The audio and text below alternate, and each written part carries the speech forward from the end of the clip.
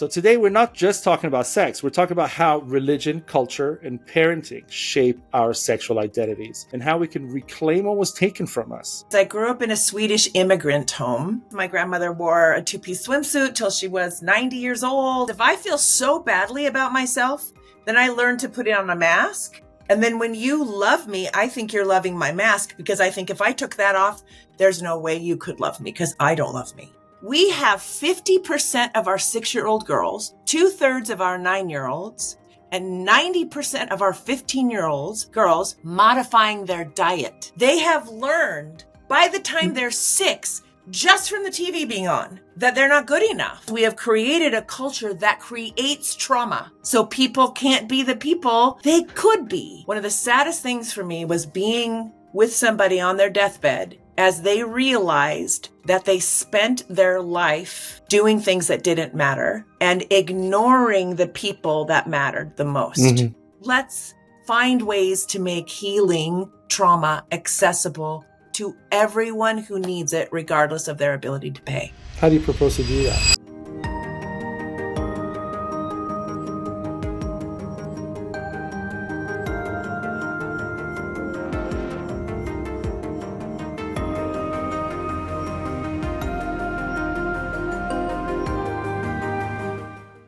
Welcome to Compassiviste Dialogues. I'm your host, Ali Horiat. My goal in this program is to educate our audience about various global issues and how we can help.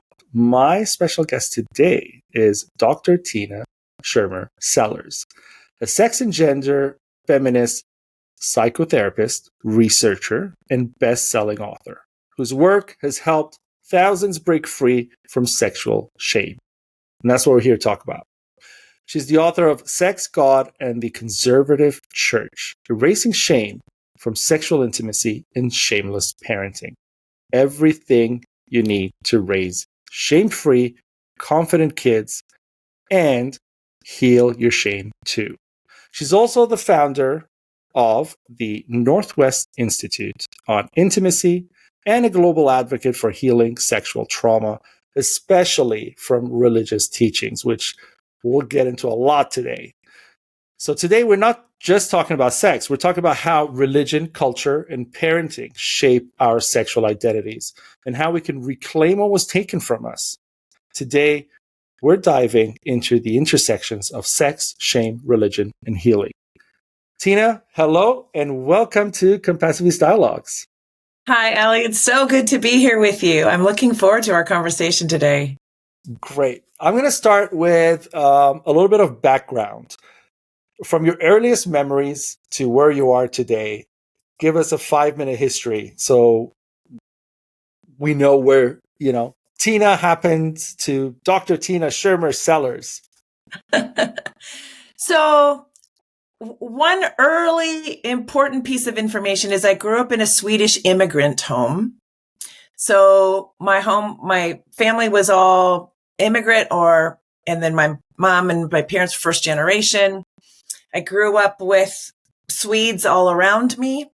And where that can be different than a more traditional American family is that there's this long history of recognizing that everyone has a body, and bodies are good, and bodies are what we use to love each other, and bodies change over time, but they're wonderful things that we take care of. And so in my family, people had bodies. My grandmother wore a two-piece swimsuit till she was 90 years old. I mean, just bodies are bodies, and it kind of doesn't matter, but we take care of them. So there's this idea that we take care of them. But it also meant that there was really open conversation about the intersection of sexuality, bodies, body curiosity, and life. So you could be talking about spaghetti one minute and how to make it. And then you could be talking in the next minute about, well, how will my body change when I'm like 12 years old?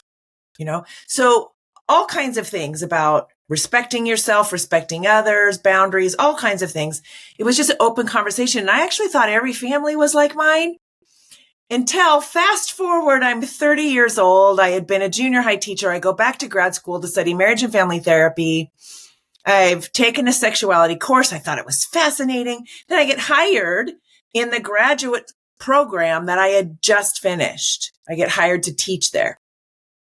And they ask if I'll teach the human sexuality class, which is a required course to become a licensed marriage and family therapist in the state of Washington.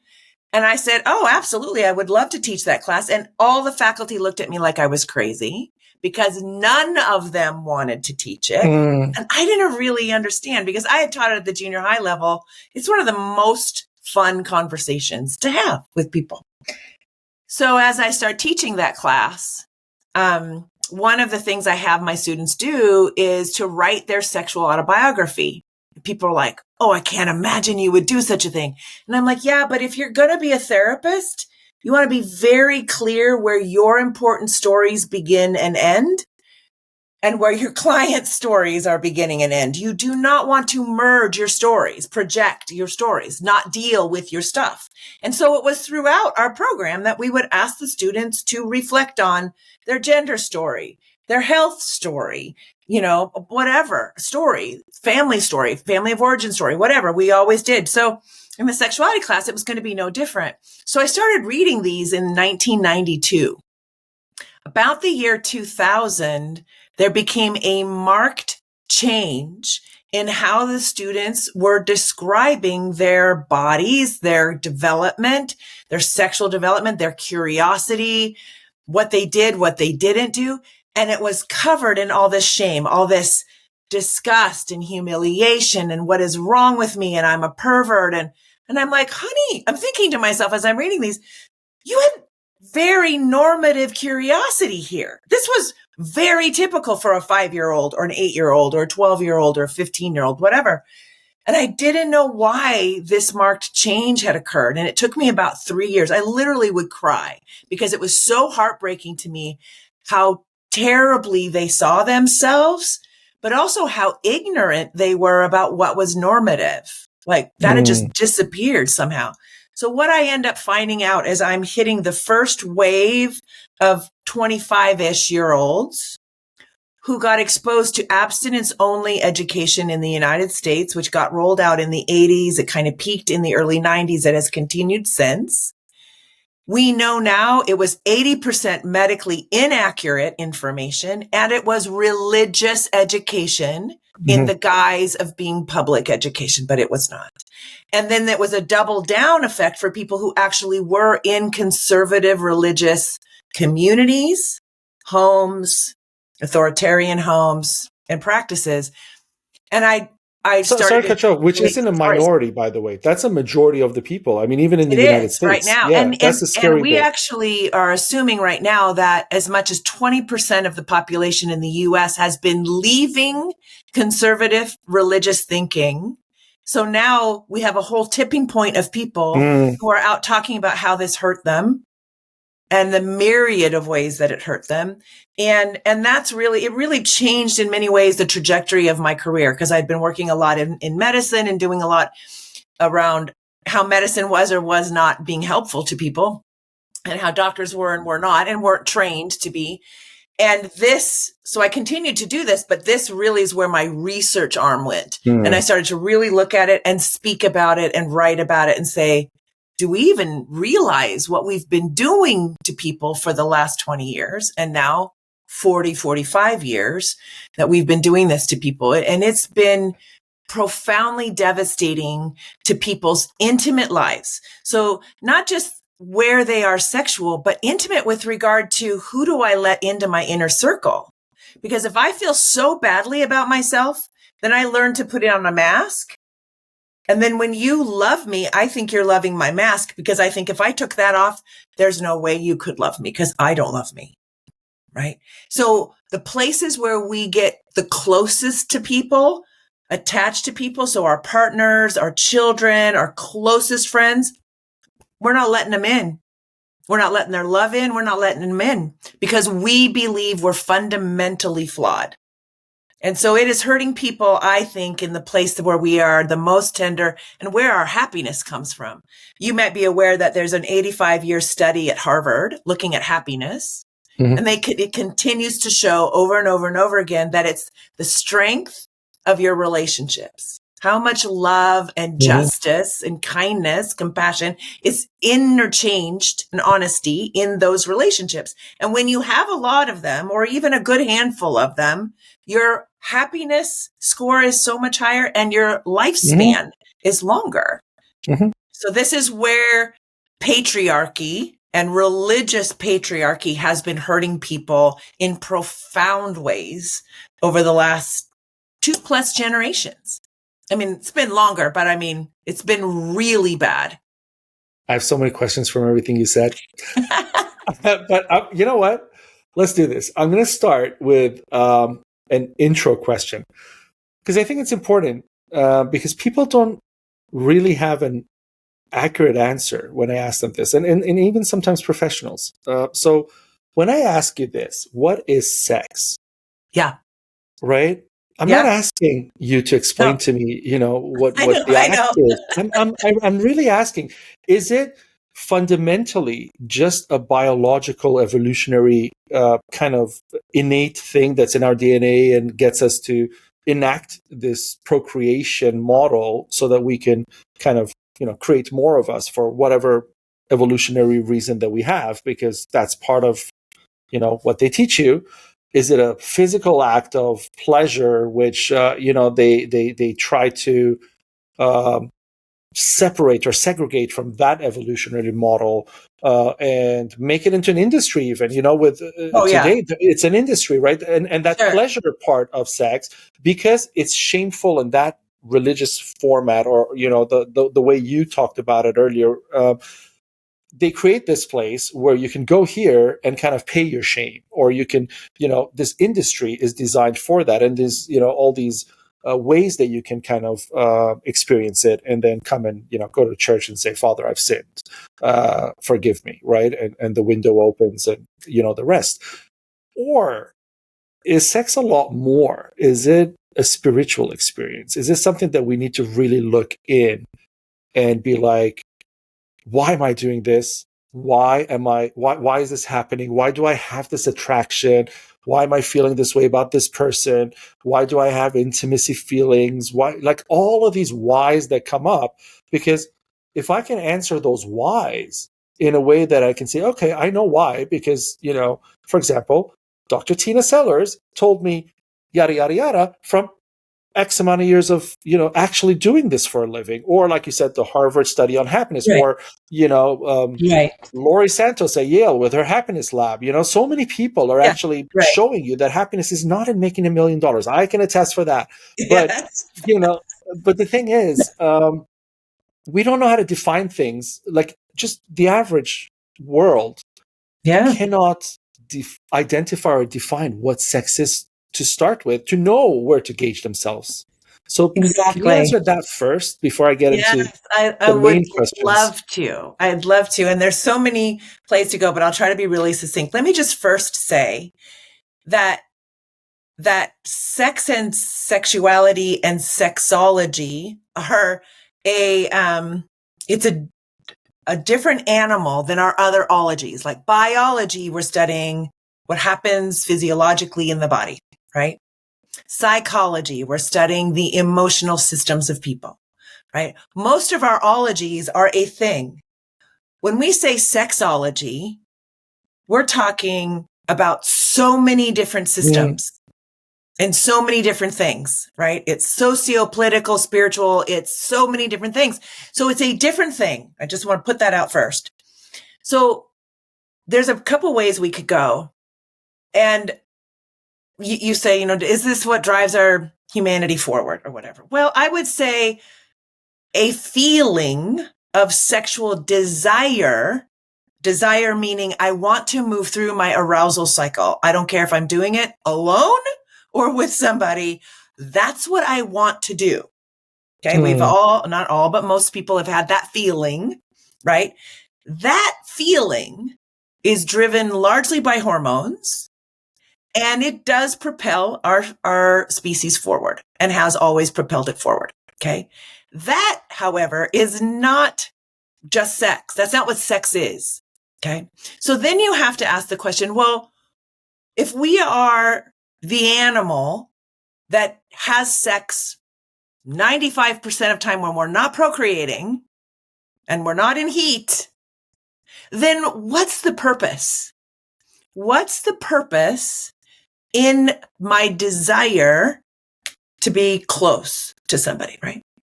And I would say, and I have asked hundreds of clients this over the years, and what it typically comes down to is I want to connect, I want to feel close, and I want to share fun or pleasure with somebody that I care about. So I'll say to people, is there such a thing as bad sex or bad intercourse? And people go, yes, absolutely. And they can tell you all about it. And I'm like, okay, that's not what we're going for. We're going for good sex. So what if we said good sex is anything we decide to do together that leaves us both feeling more connected to each other and having shared some pleasure and fun together? And if we can say yes to both of those, we've just had good sex. We might have been sitting on the couch. We might have been doing a whole lot of things, but it's what I do with you. And it leaves us both feeling connection and pleasure, right? We know with the queer communities, they've been doing this for a really long time because there's no assumptions about what sex is going to look like. So they say, hey, tell me what you're into, or what are you into today?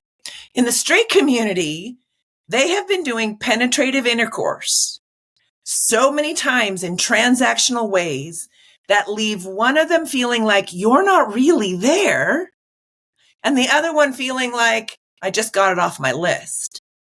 It's transactional, not more connection, and maybe some pleasure, but really individual, right? Not a collective kind of pleasure we shared together.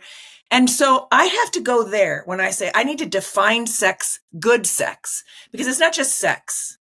There's a lot of bad sex going on, and I don't care about people having bad sex. I want people to have good sex. I want them to feel more connected and to feel like they've got somebody to share pleasure with. So that's really important. And then I like to get people thinking about, so what of the human experience can be involved in sex? So the body, yes. But what about our senses? We have 5 senses. It's one of the things that makes humans unique. We have 5 senses, and all of them we're bringing memory in. All of them, right? So are your senses involved? What about your heart? Is your heart involved? Are you open-hearted or closed-hearted? Warm-hearted or cold-hearted? What is your heart walled off? What's going on here? That's important if you want to have a fuller experience, right? What about desire? First, do you believe you are desirable? Because if you don't believe that you are desirable, how are you going to believe the person who's desiring you? Right? So first I go here and I go, damn straight, I'm desirable. You know, I'm there's hot. a whole lot That's to the me. first part. Yeah. Okay. Yeah, there's a whole lot to me, and I'm willing to share that with you. And Right. then I can receive your desire for me as a celebration, Mhm. right? So I own my desire, and I receive your desire, right? So now I've got 4 areas involved, right? Then trust. What's trust? And is trust important? Well, if I'm with somebody and I've been with somebody a long time, are they somebody I can count on? If they say they're going to go do something, do they go do it? Or do I have years of them not doing it? So now I've learned to not trust them and I do this. Or do they tell me what I want to hear instead of telling me the truth? So I can't really trust that I'm getting someone, right? I go here. Or do they break our promises that we have made together? Do they break them? I'm going to go here. So yes, trust is very much a part of intimacy, how much I feel safe with you, right? And if I'm doing those 5, now I have the capacity to move into what we call the aesthetic beauty. Like you are 70 years old and you are beautiful to me because of our life together, because of what we've done together. Like there's a beauty. I know every line on your face. I know your stories, right? There's a deep beauty. This is like the difference between, I don't know, earning $1, helping your grandma in the garden and feeling really proud of yourself for that, and having $1 million that you robbed from people to get it, right? Deep beauty is different than surface beauty. It's deeply meaningful, right?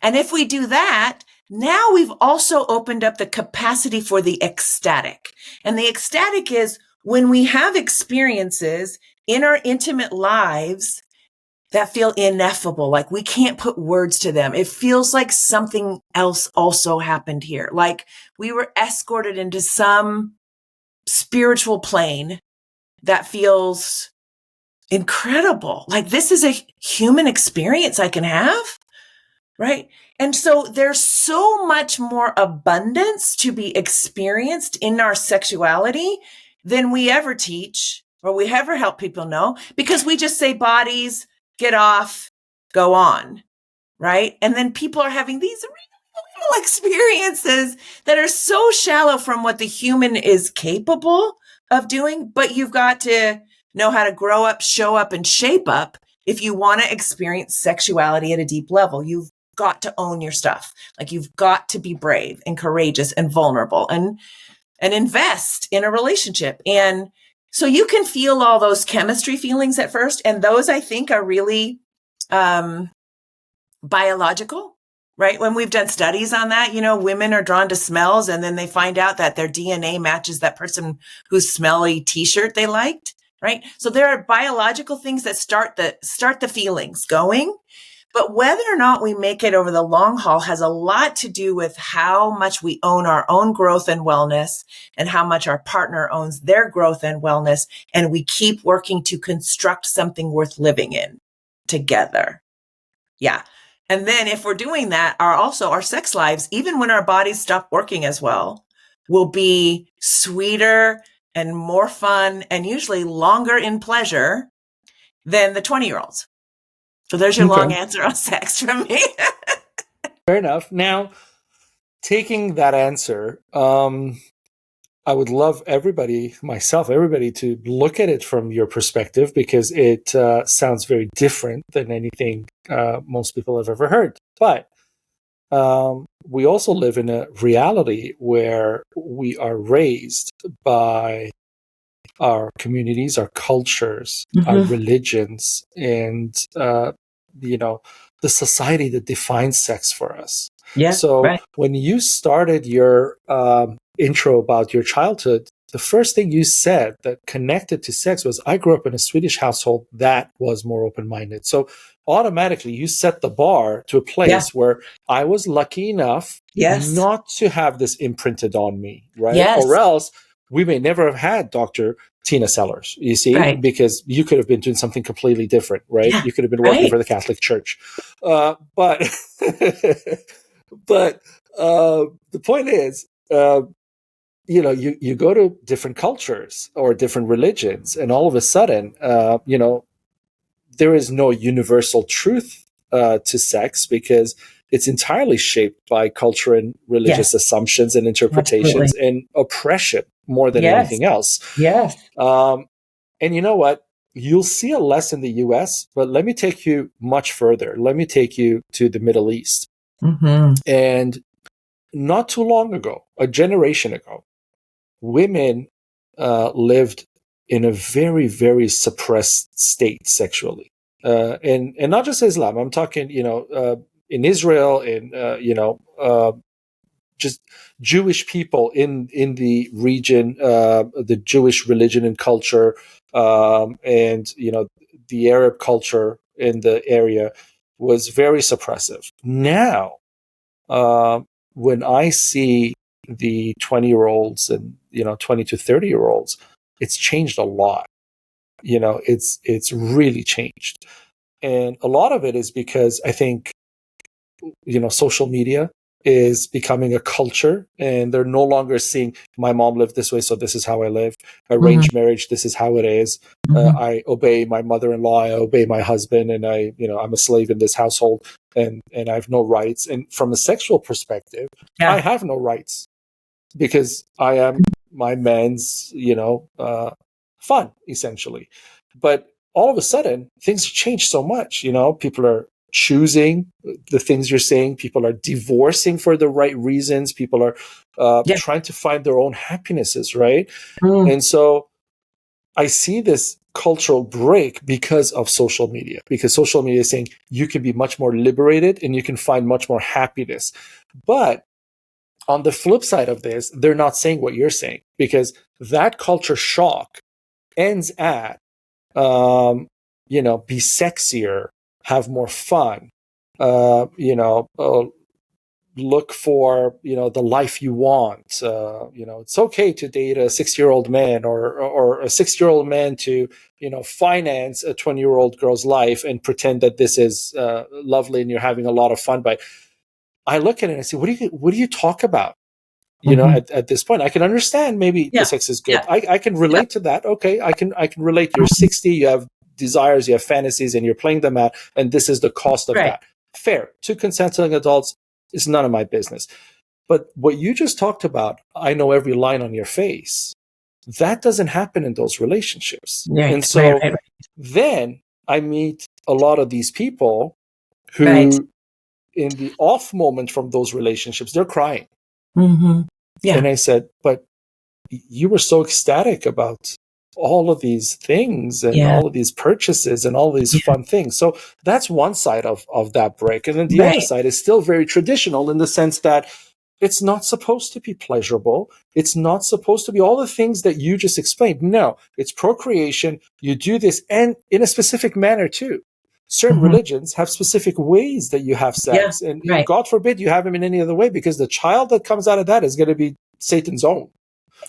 That's as far as they go, right? They tell you things like that, like you cannot, get kinky, because God forbid, right? Like, God's watching you in this act. So, those things play through people's minds, those really religious people, and extremists and whatnot. And conservatives. And all of a sudden, on both sides of the theory, culture breaks everything in a very tragic way.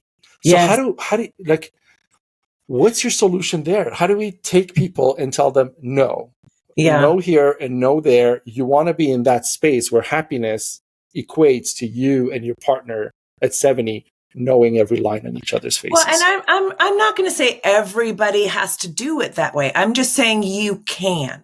There's the human capacity to go deeper and fuller if you want to.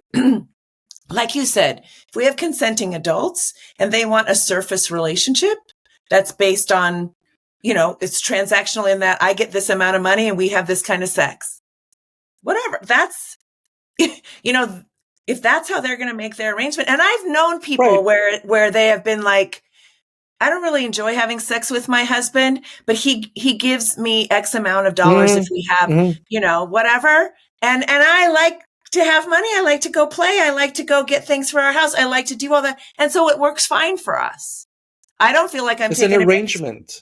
It's an arrangement. It's no longer about the sex, though. It's an arrangement. The sex is just a form of currency at that point, you see? That's exactly right. It's transactional. Right.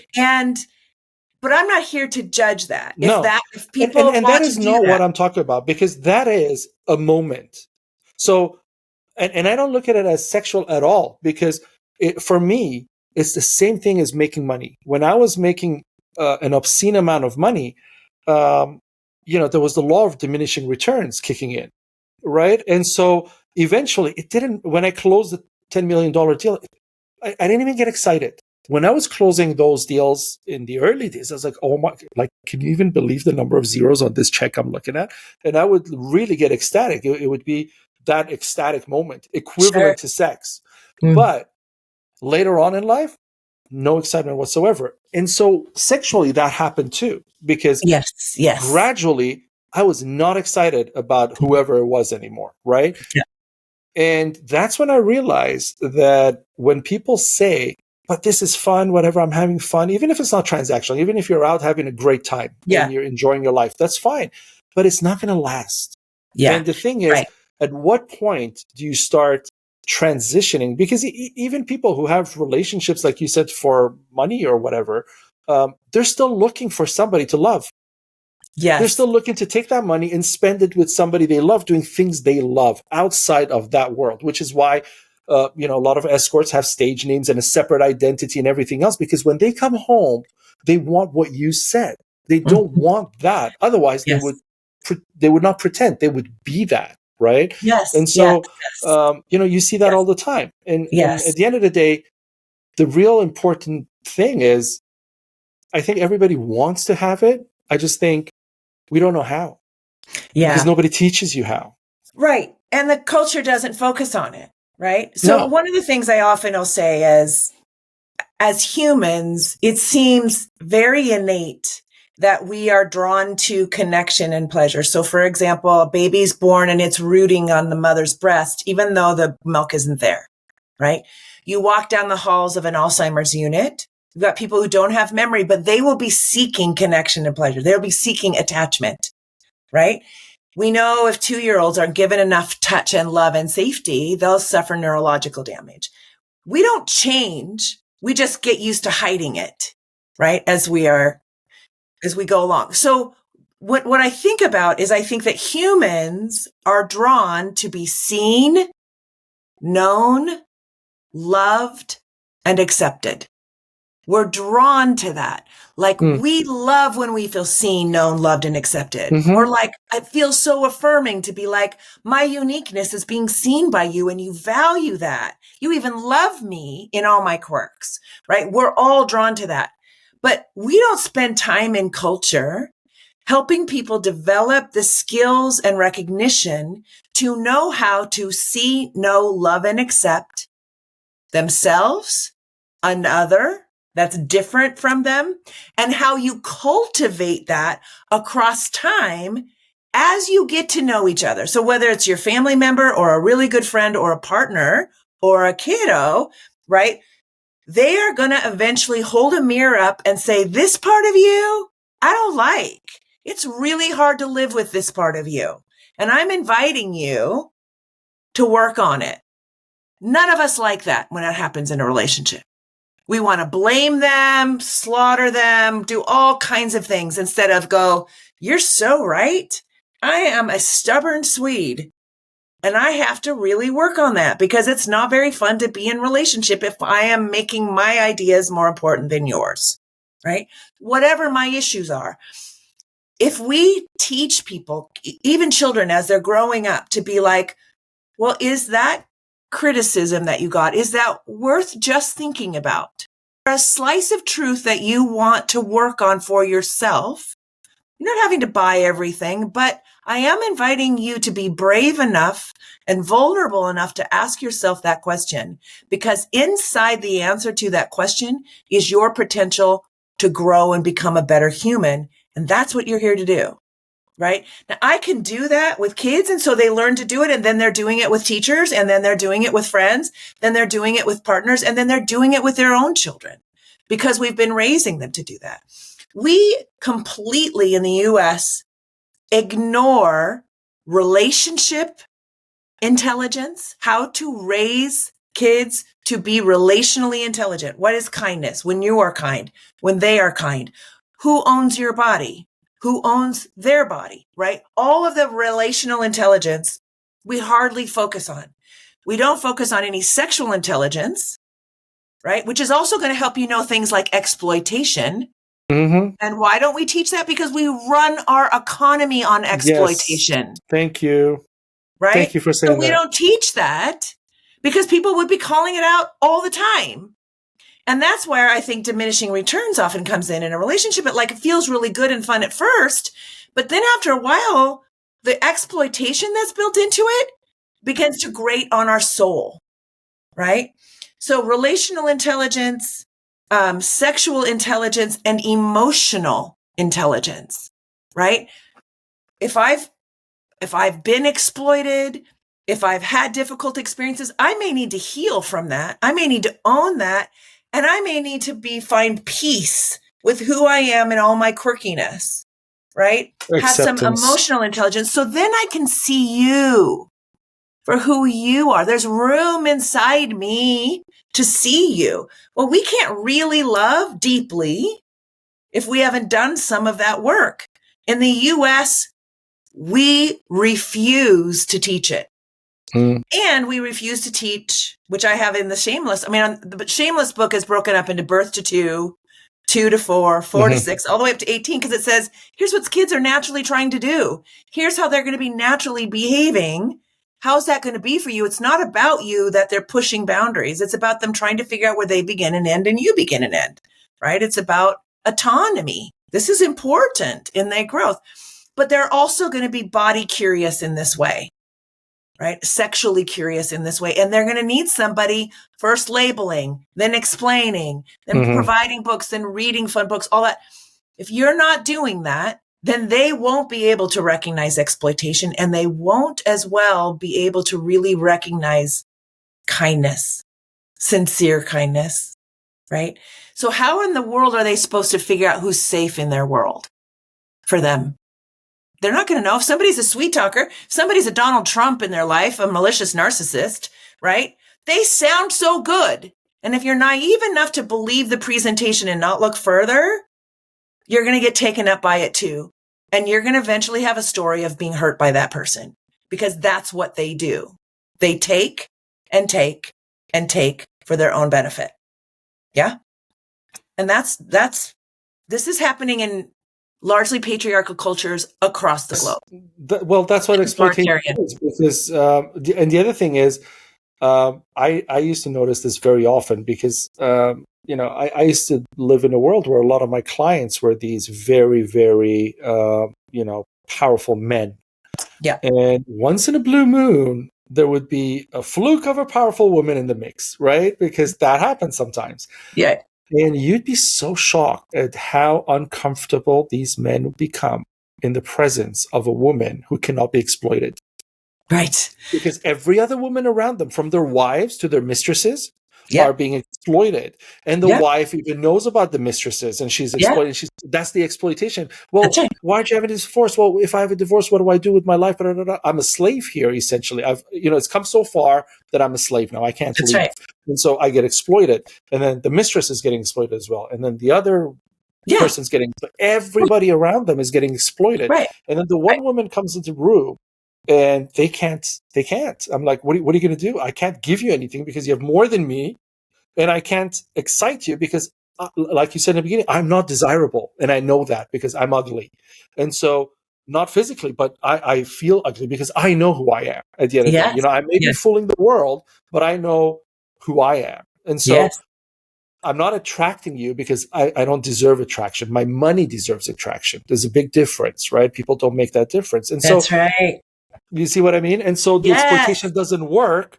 And then they're like, evil. And then they start making up stories about that woman because now all of a sudden that woman's evil. Did you see the way she looked at us? Did you see what she said? There's so many stories. It's worse than any gossip you'll ever hear. Okay.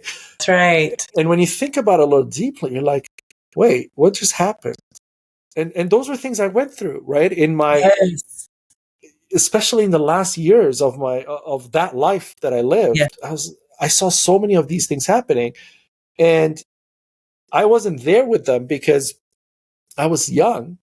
Yes. And like you said, I feel I'm desirable. I'm hot. That's how I look at myself. I'm not ashamed of saying that.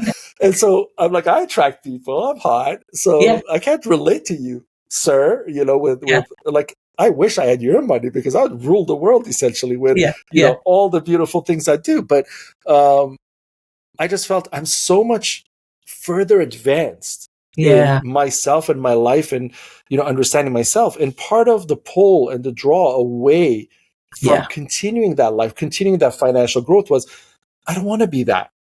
Yes. I really don't want to be that. And eventually, I broke from it and the patriarchy and all of what you're talking about. So to me, I went from that sexuality, all the way to trying to reach this other end that it becomes a spiritual experience where it's so much higher and it has so much more purpose and it has so much more value, even in bringing a child. There's a connection. There's a spiritual purpose for the child. Why am I having a child? Because that's what I should do? No.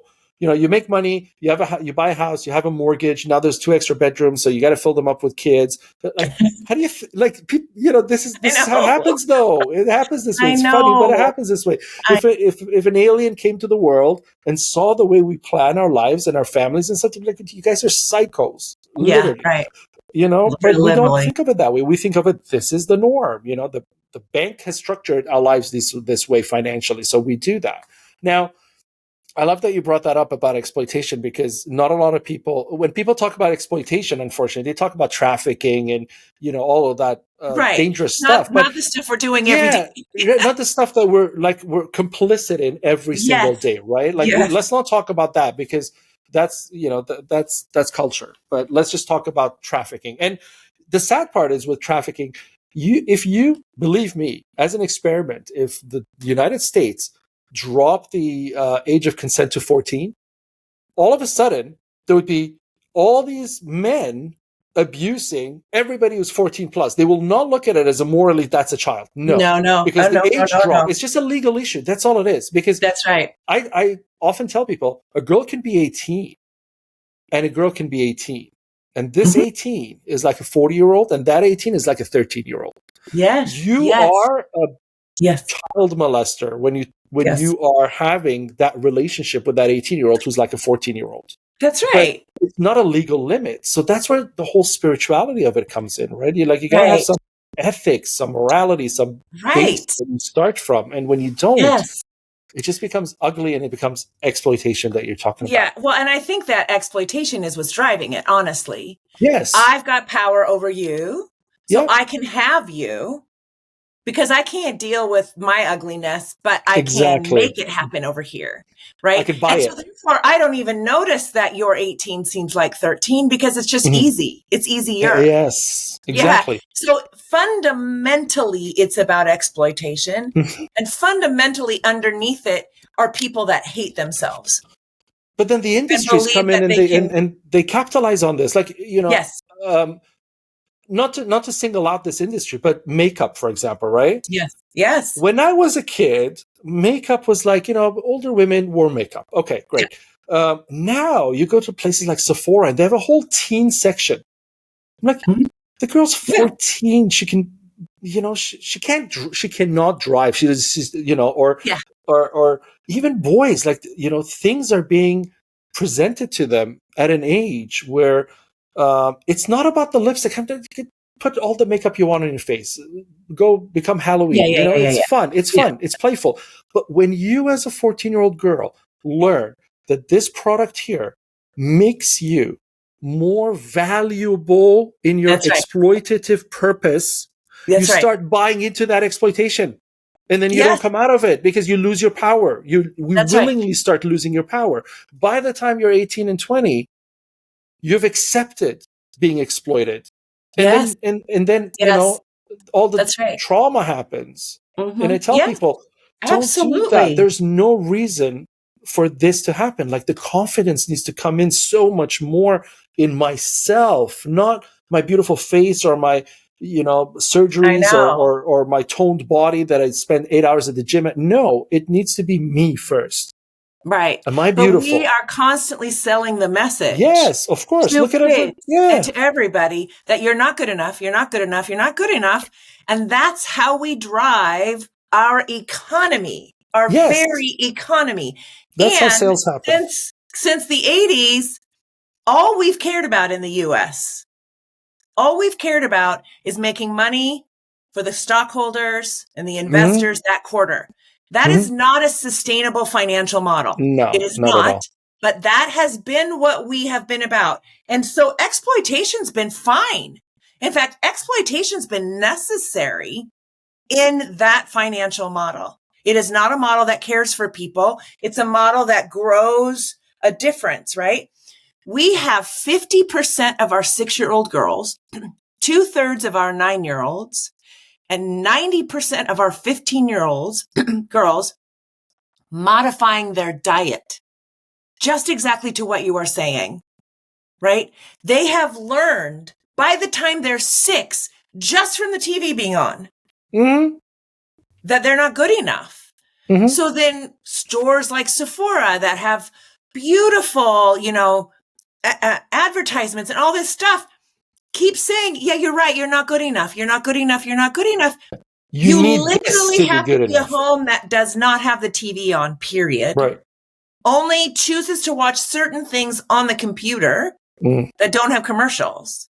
My granddaughters were over. They're 7 and 4. They were over the other day. And they wanted to watch a show called So You Think You Can Dance, because they like to watch the dancers and then they like to turn it off and put on a show for me, right? Or for all of us in our family. Well, streaming services now are starting to do commercials again because you have to pay up to get the commercials to be gone. First time we had been watching a show and a commercial came on. So then I stopped the show and I said, girls, I want to play a game with you. Do you know what a commercial is? No. Well, so that right there, that's a commercial. Do you know what commercials do? No. Commercials are always trying to sell you something. And sometimes it's obvious and sometimes it's kind of hard to find. Do you want to play a game where we try to guess what they're trying to sell us?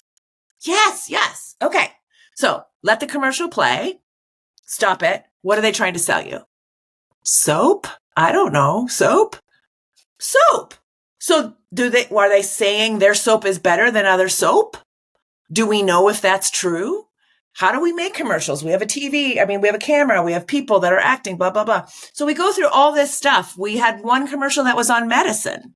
They're like, I don't know what that one was about. So I went back and I played a little piece of it. So they're trying to sell you medicine. Who tells you should take medicine? Well, mama or daddo or the doctor. Right. Is that the kid's parents? Is that the doctor? No. Do you know what it's like for doctors when people come in and say, I want to take this medicine because I saw it on TV?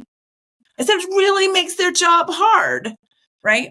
And so we talked about things because, doggone it, if they're going to see it, they are going to get media literacy from me because they need to be thinkers in this world. They cannot afford to just absorb what the world is sending them because the world is not sending them things that are going to help their lives fundamentally be better. It's just going to drive a product to get money for our stockholders, right? Yeah.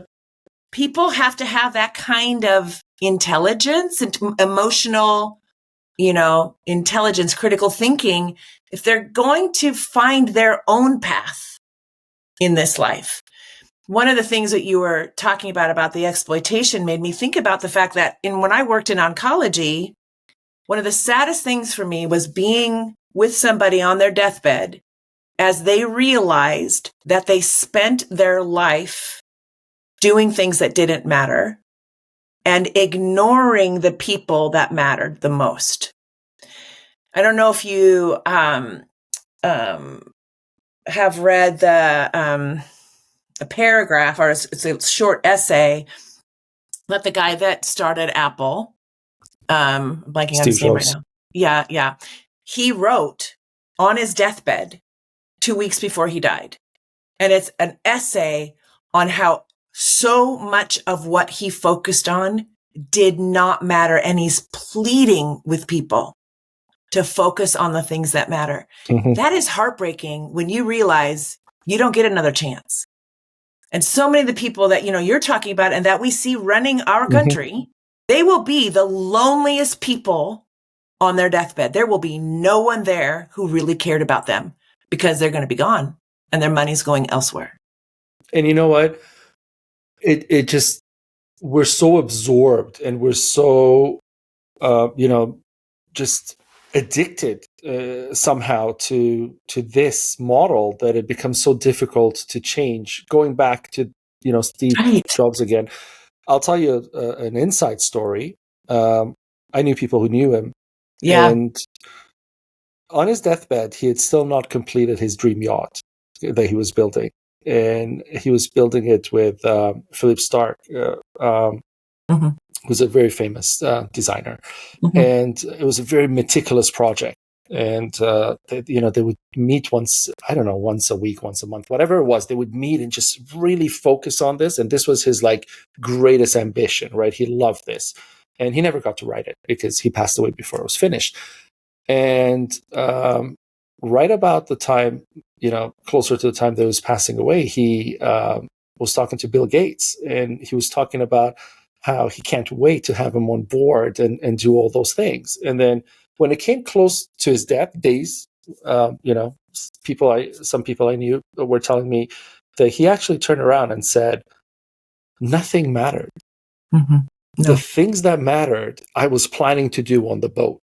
that's why I was building that boat, because family and the things that mattered and the time that mattered, I was going to do there, and I'm never going to get to do it. Never. No. That's that, and to Yeah, think I do know. this is a person who almost has lived everything, has experienced so much, has traveled extensively, has had a really fulfilling life, fulfilling family. I mean, he, even his marriage, all his relationships were, better than what you're seeing in the world today at that level and that capacity and funding. Yes. And to see him in his last moments say, I was building what I learned that my whole life should have been. And that's why he put so much love into that one project, because he knew what he wanted to live like. And he just and still wasn't doing, though, which is just because that's and when I left, people asked me, well, what happened from 2016 to 2020? Like 4 years, what were you doing, right? And I'm like, I don't know, I was so lost. It took me 4 years to kind of be able to restructure and think of Compassiviste and then do what you're saying. I mean, and then from 2000 to 2025, and we just launched this year, right? Technically. And we're having our first event next year and all those things. But those 4 years too, from then to now, people ask me, like, what did you do all those years? I mean, and I said, you have no clue how much effort it takes to detach and remove these, files from owning you and controlling you, to be free. And then when you're free, it just becomes so much harder, because you start thinking, no, that's the way that they want me to function. I can't function this way. They want me to borrow money from here to do this. I can't, because then I'm enslaved again. And then you have to break through all these cycles. So you're a spokesperson for Compassiviste, essentially, when you claim the things that you're doing, because it is very true. And they just play the game continuously, because this whole thing happened in the 2000s, where we started saying, you know what, shaming is bad in some sense, right? So the body shaming and all of that started happening, but it's not genuine, because today, when you go and look at, you walk in the mall and there's a Victoria's Secret store, all of a sudden there's a big mannequin, a small mannequin, there's a big model, a small model, right? And they're saying inclusivity, right? And you're thinking, if you had a philosophy of inclusivity, where was it 20 years ago? Where was it 30 years ago? Where was it 40 years ago, right? You didn't have the philosophy. You jumped on a bandwagon. That's and when you jumped on the bandwagon, that girl who's wearing the lingerie, who's 180 pounds, has better curves than the girl who's 110 model, because you airbrushed everything. It's not real. That girl does not look like that if she was standing next to her picture. So you're not telling me that body shaming is wrong. No, you're telling me you could be bigger, but you have to be so toned in your biggerness that you're still attractive. So don't come to me fat, because fat's still shameful. You see what I mean? That's exactly what they're saying. Much. But people go there and they're like, oh, look, it's inclusive now. And me as a bigger girl, I can wear this stuff. Right. And then they look at the picture and they look at themselves and like, no, this isn't happening. Like, I'm not looking like that. And I'm supposed to be the same size. And then they break down and you think, that's right. You're being exploited, honey. This is not real. They're not selling you. Just like the other girl's not real, this is not real either. You have to have 8 surgeries to be in that shape. Right. It's the same thing here. You have to have all this airbrushing and stuff to be. So the exploitation is ridiculous. And that's on the economic part. Now, I want to hit another angle of exploitation. And, you've written about how religion, and you talk particularly about conservative Christianity more than anything else in what I've read and seen. And, you talk about how it kind of fuses sex with shame. So now, I don't care too much about delving into the capitalist industry of organized religion and its, its various designer stores in the mall, that whole thing. That's a whole conversation on its own. But what interests me more is your inquiry into how ancient Abrahamic traditions originally approached sexuality, because they weren't always restrictive, right? I mean, what I want to talk about here, what I want you to talk about here is to tell the audience that, this sexuality that they're thinking that is becoming progressive with the church allowing divorce, allowing a little more promiscuity, allowing gays in Right. the church. So that, this Yeah. isn't this upward kind of trajectory. No, Yeah. we were all the way up there Yeah. thousands of years ago. And then Yes. somehow Yes. with the Yes. institutionalization, like the organization of religion, we Right. became repressed, and the patriarchy and basically, the craziness that happened. And so, there was a more sex positive mystic history that is Yes. wiped out of everything Yes. right now. And I know a lot about that too, because when you go into Sufism in Islam, when you go into mysticism in many cultures, there's so much sex and there's so much, this orgasmic kind of emotion, not just Oh, physically, like Rumi. When you read Rumi as a poet, there's yeah. a lot of sensationalism in there. There's a lot of like feelings, emotions, touches. Like he talks about wines and beauty and all these things, and you're like, ooh, okay, I'm coming up there with you, right? And those were the beautiful years of our poetry and all of our Oh, yes. sensualities and the Kama Yes. Sutras and all those things, right? Those are Yes. explorations. We have nothing like that now, and we No. have crazy amount of porn, and we have crazy amount of like in film and everything else of sexuality, but we have nothing compared No. to the beauty that was there. So you're No. the No. one person who can say this better than me. Yeah, and I love talking about this. So I'm so glad you asked this question. So I'm going to hold just right over here. I'm going to invite you and your listeners to think about things like power and control and exploitation. Okay. And then I'm going to talk a little bit like when we think about heterosexual porn in particular, think about power and control and exploitation. It is everywhere. Right. But I want you to think about those two things as I share with you I think I found 8 different ancient Jewish stories that were so beautiful that I was stunned by them because they could have been brought forward on the Abrahamic line, but they were not. They were buried, right? But these are thousands of years old. So the first one I want to share is called the Vow of Ona. And this is a series of ideas that have been in fertility guidelines. They are still taught in Jewish day schools and the boys' schools. There are many people I've talked to who grew up in Jewish homes where some of these things were really practiced. We're kind of like, they remember that on the, I'm forgetting what they call on Sunday, but it's not Sunday, but Shabbat. Shabbat. Thank you very much. Just vanished. You should have just asked. On the Shabbat, when their parents would take a nap and they would close their door. They would every whatever afternoon, they would disappear and they would lock their door. And when we would ask them what they're doing, they're saying, we're having our special time together. Because they believed that it was a double blessing to make love on the Sabbath. Right. And so kids grew up knowing their parents were in loving each other. Mm-hmm. And that made them grow up believing that they too could have a loving relationship. I cannot tell you the amount of people I talk to who say, I don't remember my parents ever touching each other lovingly. I remember them going to my games and going to my teacher conferences, but never kissing, never hugging. Never. And all of that, sexualization happened when the kids were in school, or when you got a free time when they weren't around or something, or when they went for a sleepover. You're like, okay, tonight is sex night or something. Like, why? It's a natural part of life. Exactly. How are you? Yeah. There is this belief that somehow that was hard for children. It's not. It is what gives children a sense of confidence, right? And peace. We know from the research of John Medina at the University of Washington, who looked at cognitive absorption, how kids absorb at school, that kids who feel like their parents are safe and they love each other and it's good at home, it's like they don't have a white noise machine in their brain. They don't have something constantly worrying. And so they can take in what they're being taught. But when more that they're worrying that things aren't okay, the more they have a white noise machine in their brain that keeps them from learning and absorbing things. Makes perfect sense. So this is called the Vow of Ona. And there are about 8 different guidelines, right?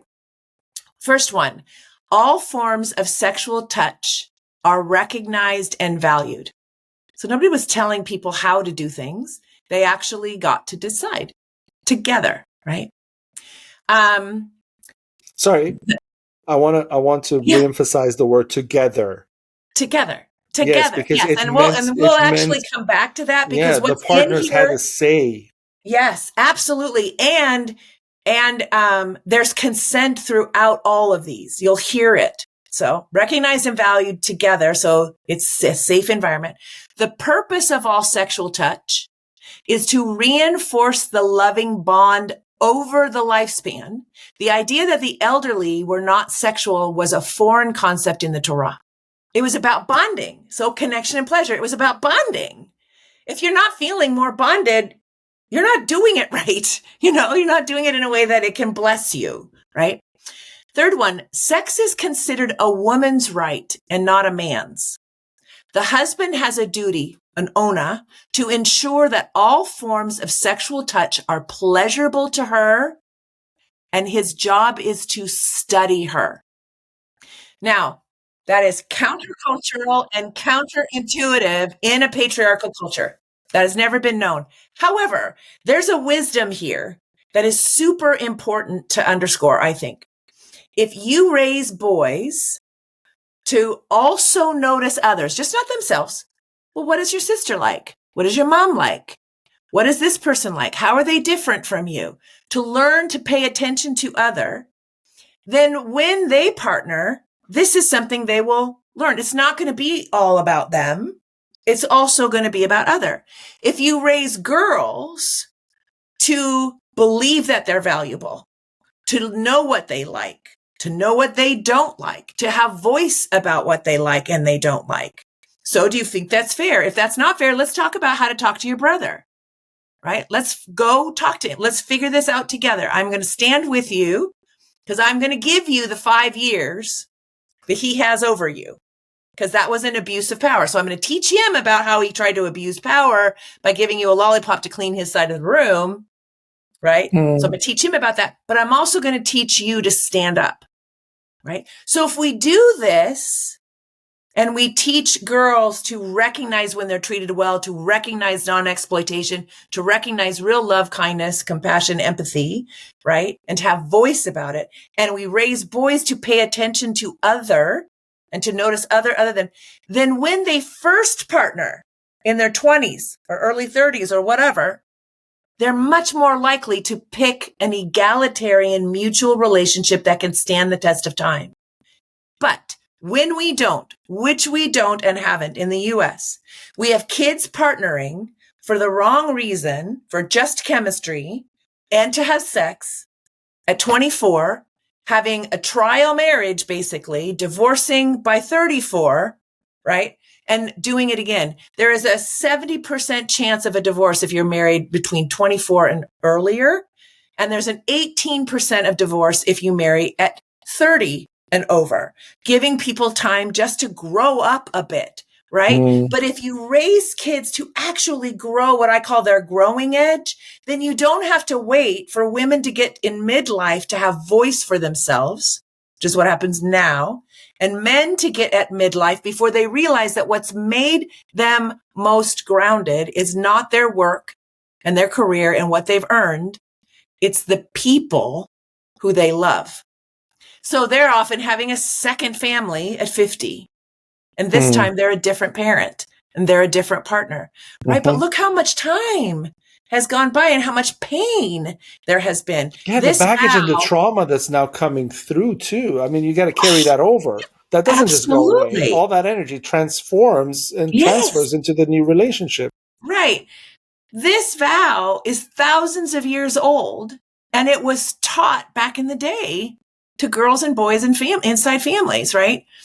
Sex is to be celebrated in joy, not in sadness, anger, disinterest, or self-interest.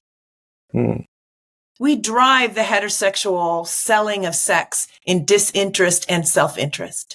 And that's why it's dissatisfying, why you have diminishing returns, right? Sexual enjoyment is recommended also at times when procreation is impossible, for example, when using contraception during pregnancy or where behaviors might not result in pregnancy. Okay, in the vow of Ona, thousands of years old. Sex for selfish personal satisfaction without regard to your partner's pleasure is considered wrong and evil. And this word evil is rarely in the Torah. I mean, it's a very like this is a serious sin when evil is used in the Torah. Yes, selfish personal satisfaction. That's what we sell. Mm-hmm. It's terrible because it leaves people feeling really disconnected to themselves and not good about themselves either. A man is never to force or coerce his partner to be sexual through emotional or physical tactics. Mm-hmm. The Christian idea of sex is he can't help himself. He deserves it. He needs it, or he'll go have an affair or do something, and then it'll be her fault. Yes, because you didn't take care of your man's needs. That's exactly right. But we drive our economy that way too, because girls, if you are assaulted at a party by a man, what questions do we ask? Well, what were you wearing? Were you drinking? You were obviously not protecting us. We blame the victim instead of saying, I'm sorry, every human, male or female or non-binary, you are responsible for everything you say and you do, period. Provocation is no reason, no excuse. We don't sell that. We don't teach that, right? Okay, a couple more. No prosecutor is even today willing to take a sex charge to court when there's any kind of evidence that the girl was potentially drunk. Because, like, your word's not going to stand. I'm wasting my time.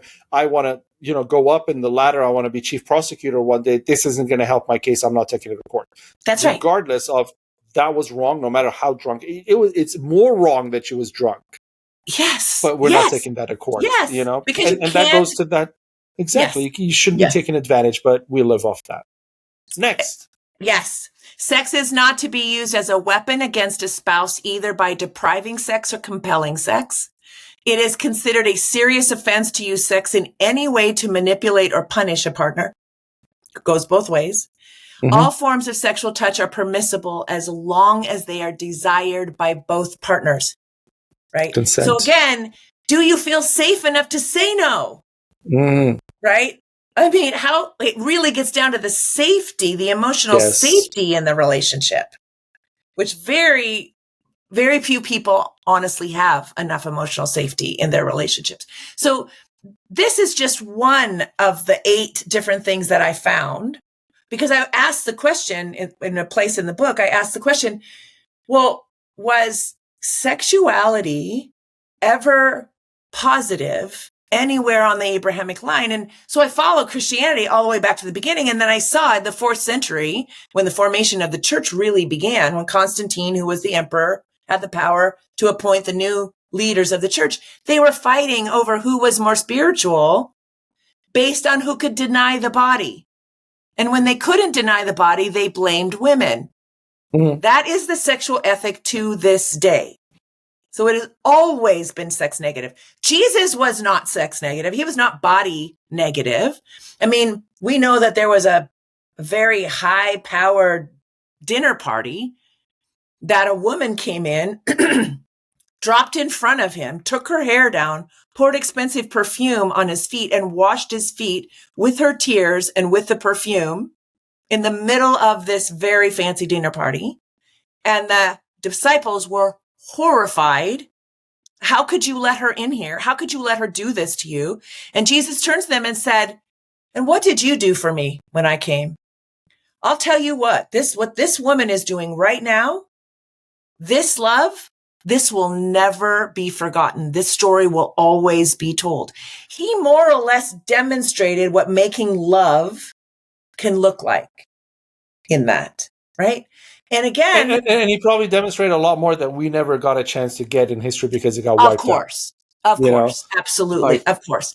So there are many, many stories throughout ancient Hebrew writing and mystic writing that is so beautiful. And again, I mean, there was one first century rabbi who's quoted a lot, who used to, on the Day of Atonement, go into the Holy of Holies and move the paraclete, the big, Mhm. you know, kind of like curtain to the side, Mhm. so the regular people could see inside. And the cherubim that were over the Ten Commandments, they were not in the same configuration with each building of the temple. It would be a different configuration. So it wasn't always with their wings out over, showing God's protection. So in the first century, before the last temple was destroyed in 72 AD, so before that, moved the paraclete aside and looked at the cherubim over the Ark of the Covenant. And what did people see? The cherubim were in seated sexual embrace. And the rabbi would say, and this is all over, would say, this is so you can see that God loves you like a lover and longs for you like a lover. I had never heard that story until I read it. I kept searching. I wanted to see it. Did it show up again? Did it show up again? Several places. And I thought to myself, how would people have a different relationship with source, God, whatever they want to call it, if they believed that they were longed for and loved like a lover? They'd have a different relationship to the ineffable, but they would also have a different relationship to themselves and their longings, right? So when we made religion, conservative religions, no matter which one you're looking at, when we made them about power and control, controlling the public, men having the choice and the power, everyone else not, we distorted what was at the heart of that religion. Because so many of the religions of the world have the same thing at the heart of them. And they've been made about power and control and exploitation rather than love, justice, mutuality, listening, diversity. I mean, all the things that make us beautiful as humans, and can make our relationships beautiful and meaningful.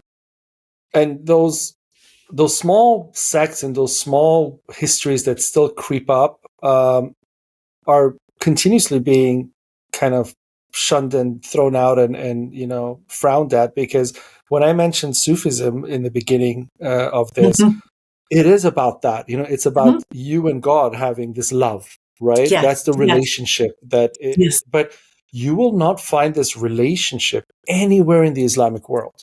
It's Yeah. all about obedience. It's all about Yes, hierarchy. It's all about yes. going to hell, if you do this or that.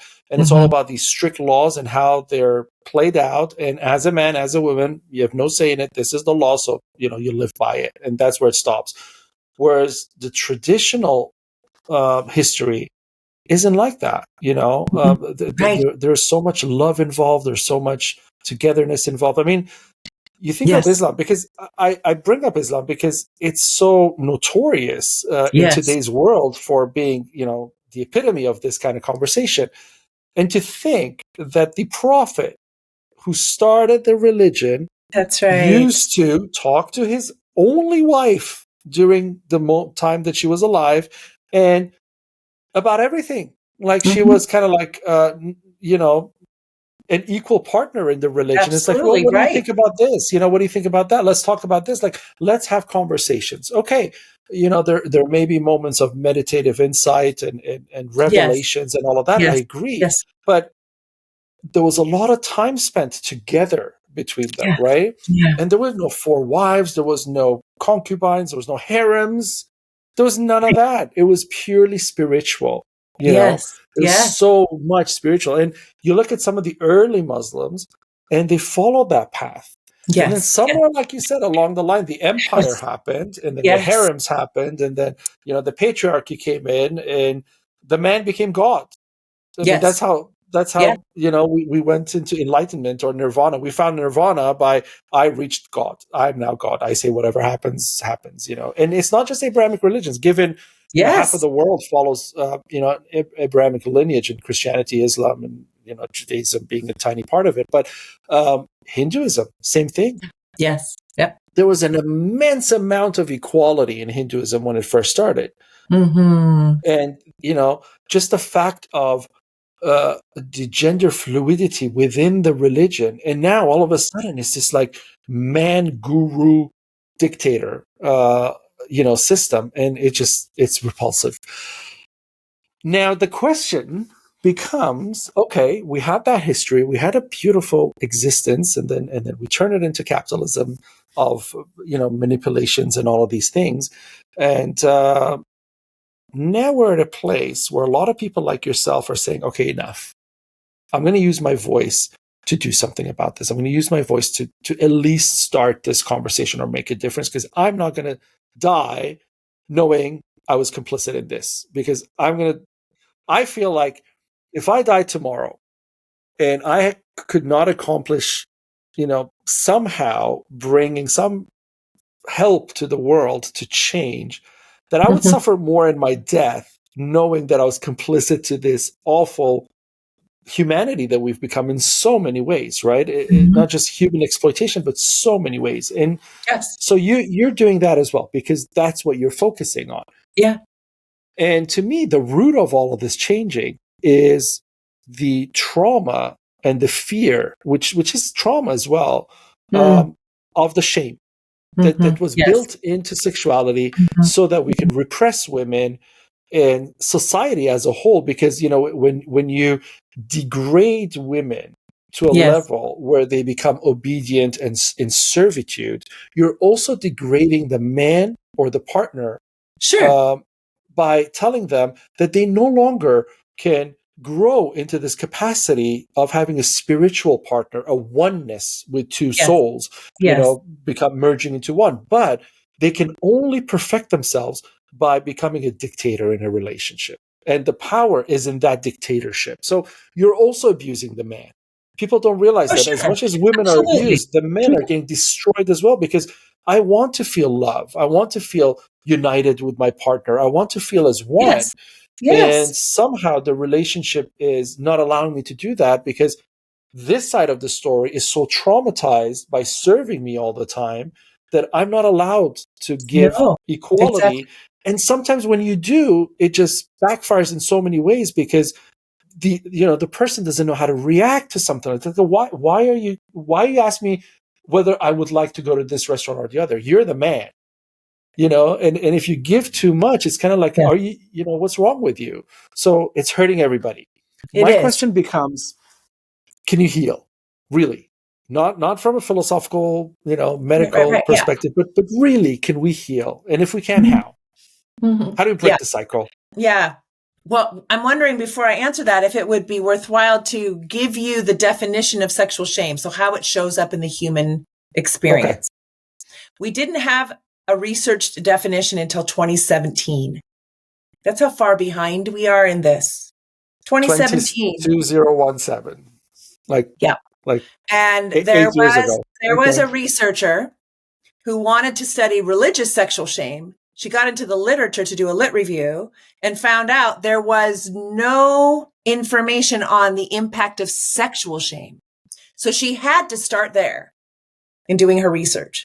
So this is Dr. Noelle Clarke, 2017, right? Sexual shame is a visceral feeling. So it's in your body. It's a rush. It's in your body. Visceral feeling of humiliation and disgust toward one's own body and identity as a sexual being, and a belief of being abnormal, inferior, and unworthy. So fundamentally, that's how I think about myself. This feeling can be internalized, but it also manifests in interpersonal relationships. That's where it begins. Okay. 11-month, 12-month-old child getting their diapers changed or in the bathtub, finds their genitals for the first time. Their hand happens to land there. And that is a great day for them, because we have so many nerve endings in that part of our body, right? All they need is somebody to be like, yep, that's your vulva. It's a great part of your body. Or, yep, that's your penis. It's a great part of your body. And then finish diapering them or washing them in the tub or whatever. We don't do anything else because that's all they need. We're labeling eyes, ears, nose, shoulders, all of that, doggies, cats, whatever. We're doing all that. That's what we do. But instead, what most kids get is their hand slapped away and somebody going, oh, that's gross, don't touch, and raises their voice and scares them. Now, Like it's a cognitively, disease. Yeah. cognitively, they don't know to stop doing that at that point. That's not going to come until they're 4 or 5. So they're going to keep doing it, and they're going to keep getting in trouble. And the only meaning they can make is something must be wrong with me because I don't know what I'm doing. I'm just following my impulses. I'm a child. I'm an infant, right? So having a negative impact, so it's interpersonal. That's where it begins. Having a negative impact on trust, communication, and physical and emotional intimacy. So that's where we attach trust, communication, physical intimacy, emotional intimacy, feel safety, right? So it attacks all of those. Sexual shame develops across the lifespan, as I just explained, first with interpersonal relationship, but then one's culture and society, like we've been talking about, overlays its message about how you're not good enough, right? And then it creates a subsequent critical self-appraisal. So in other words, an internal critic gets going that then attacks me for the rest of my life unless I go do work. That is trauma. Okay. It is constantly attacking me. So it's a feedback loop. There's also a fear and uncertainty related to one's power or right to make decisions, including safety decisions, along with an internalized judgment toward my sexual desire, toward one's own sexual desire, right? So you have this feedback loop that is going all the time. It's attacking you all the time. And you have no sense of what beauty and power is in this part of you, right? In your capacity to desire, to want. There's a Jewish story that says desire is the breath of God.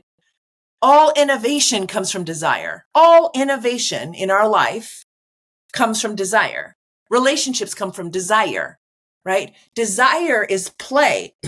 When we're depressed, desire goes away of all kinds because our entire system gets depressed, right? Our cognitive system, our left brain, right brain, our place of play, right brain, gets depressed, right? So creation is innovation, and that's at the core of desire, right? It's a good thing, but we've been teaching that it's a bad thing. And we've been teaching that men can't handle theirs, right?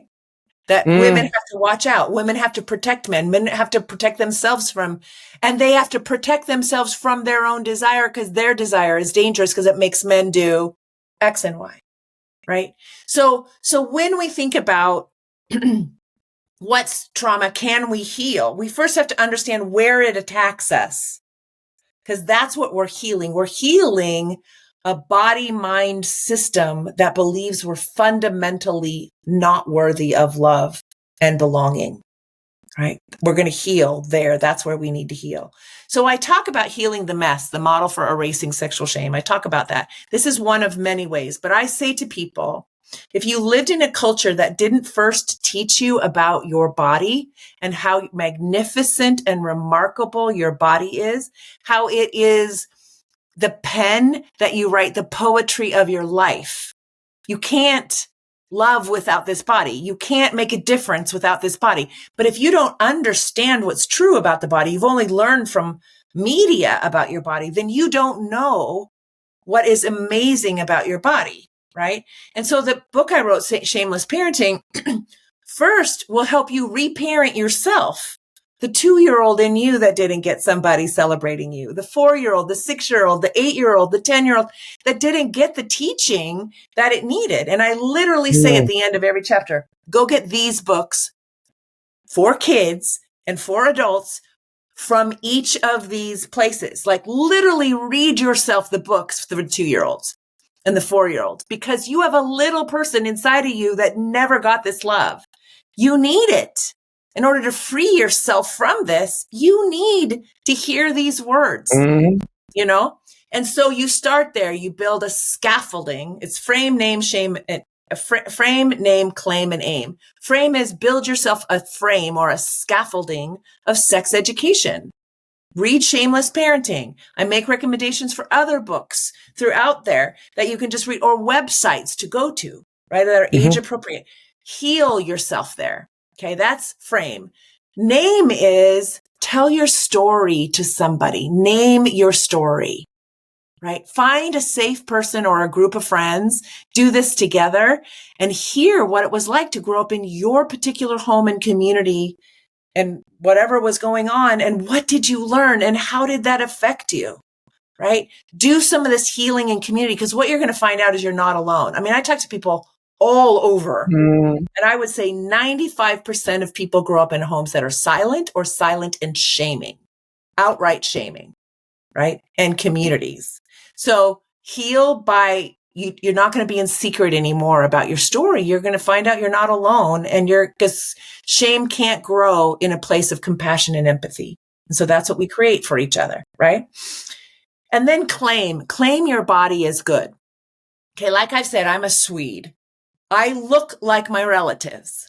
I am built like a Swede. I would never be like skinny because that's not who we are. We are like these sturdy humans, and that's how we are. Your heredity determines your body shape more than anything else that you do. Mm-hmm.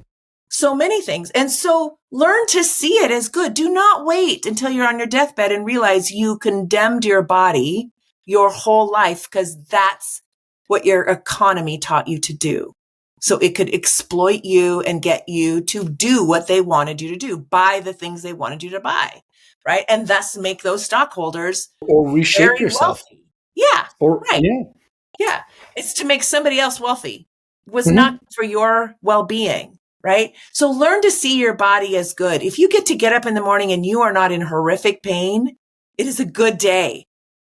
Go celebrate, So that's claim. When you start to frame, name, and claim, when you start to do those three things over and over again, because you're undoing over and over again, you're going to find yourself aiming for a new legacy for yourself. One that's much more about liberation and freedom and celebration and your passion and what you desire, the difference you want to make in the world. And it is part of why I've gone on to study psychedelic assisted therapy, because we know that some psychedelics can really accelerate people's healing processes in healing trauma. So they become liberated faster to make a difference in the world in the way their heart wants to. Right? So I'm all about let us find ways to make this healing accessible to everyone, because we have created a culture that creates trauma. So people can't be the people they could be, right? They're meant to be the joy they're meant to experience, the healing they're meant to experience, the celebration they're meant to experience, right? So I'm all about let's find ways to make healing trauma accessible to everyone who needs it, regardless of their ability to pay. How do you propose to do that? Well, we've put together anonarising.org, which is an organization to support the healers that are doing this work, and also to build a patient equity scholarship fund so that when healers find a group of people or people that they want to work to help heal, that even if they can't pay, we have a scholarship fund that the therapists and doctors can dip into so they don't have to absorb all of that, because they've got bills to pay too and families to support. So we want to have a way for them to be like, I really want to support this group. I want to take this group through. I want to work with people with religious sexual shame. I want to work with people who've got sexual trauma. I want to work, or racial trauma or whatever. Okay. So we have a thing and you can apply to receive money to help offset the costs so that you can provide reduced fee care, but he'll help make up the difference. And so you'll take part of the hit and the scholarship fund will take part of the hit. And actually we are looking for people that aren't looking for things for investors, because we're not going to make money. We are going to give, because we want to see the thing that we're going to see is the social release of impact trauma. is your ROI. People are right. That's the return on our investment. Because you start to free people, and we're getting more and more stories accumulated. People are going out to make such a difference in the world. And that's what a lot of, you said this early in the conversation, short-termism.